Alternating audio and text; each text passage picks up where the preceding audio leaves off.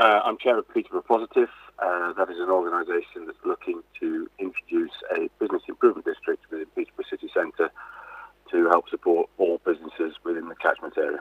Okay, and this idea of a cafe culture in Peterborough, is it actually going to happen? Are we close to it? We're very close. In fact, we are delivering it. And for your listeners that may not know the history behind this, is that after lockdown one, the Combined Authority under the Mayor asked Peterborough City Council to look at opportunities to build back better. It's a phrase that's been used an awful lot. And under the leadership and stewardship of Councillor Celeste, he put a working party together, which is including myself in respects of representing businesses and some other businesses within the city centre, to look at what we can do for when we reopen. And that date's not too far away, but more importantly, what we can do for the future of Peterborough City Centre, not just for the immediacy. Can you talk us through some of the plans? Which bits of the city centre can you envisage being vibrant and having this cafe culture? Well, yeah, I mean, you used the word vibrant twice, and that's what the city centre needs to be. So we're still going to be, at this moment in time, sadly, with some of the restrictions around COVID and space and distance and things. So what we're looking to do is introduce hubs and areas and give businesses the opportunity to come out onto the public realm, to bring that cafe culture out onto the street so that people can sit in fresh air, be safe, be comfortable, be undercover. And the areas we're looking at this moment in time are Bridge Street, and we've got a willing partner there with a Lightbox to develop something.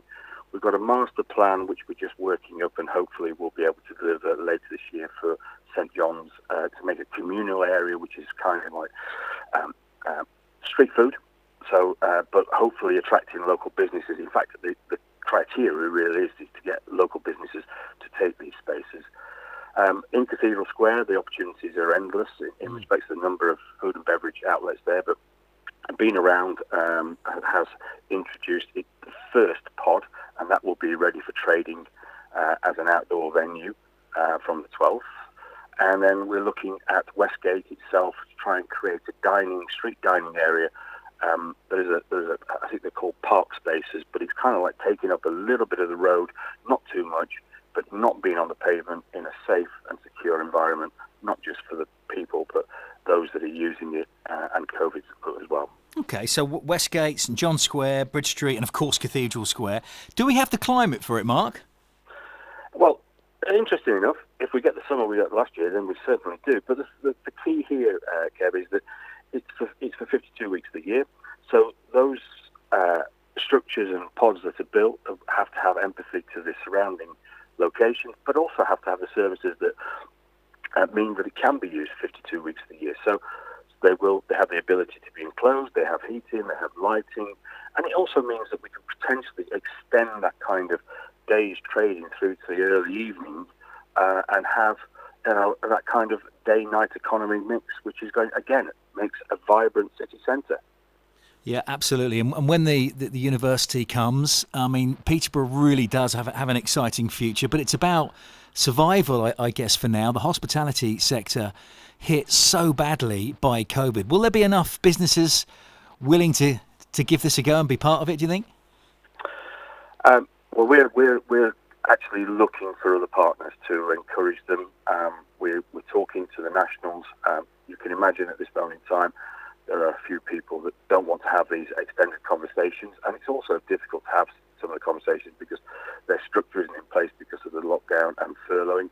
But those that we talk to are excited about the 4 opportunities we've got at this moment in time, but it doesn't exclude anybody wanting to come talk to either ourselves initially at Peterborough Positive, or go directly to the council to discuss this. But I would recommend they come to us at Peterborough Positive. We have a website which is www.peterborougghpositive. Contact us and we'll put you in touch with the right people, because it's about quality, it's about consistency, it's about making an offer that is sustainable for those individual businesses as well as the city centre, and more importantly, giving them the opportunity to recapture some of the business and therefore grow that business not just for this year but for years to come.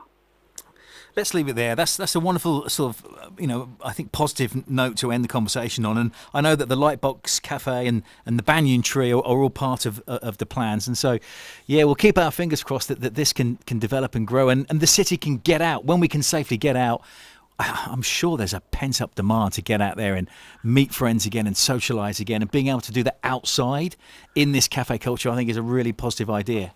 I think when you say a pent-up demand, there is a pent-up demand, and a lot of surveys have taken place recently, and over 50% of the people are comfortable with the plans that are in place. There are some sceptics still because they are nervous, and that relates to an age group. And the vaccine is really starting to build confidence within businesses as well as in the community. We shouldn't ignore the fact that the vaccine isn't the silver bullet, and people still have a responsibility, and we would ask everybody coming into the city centre to be mindful, follow the rules, follow the requirements that they have to do, but let's get back there and let's support those local businesses and make the city centre, and I'll use your phrase, vibrant again.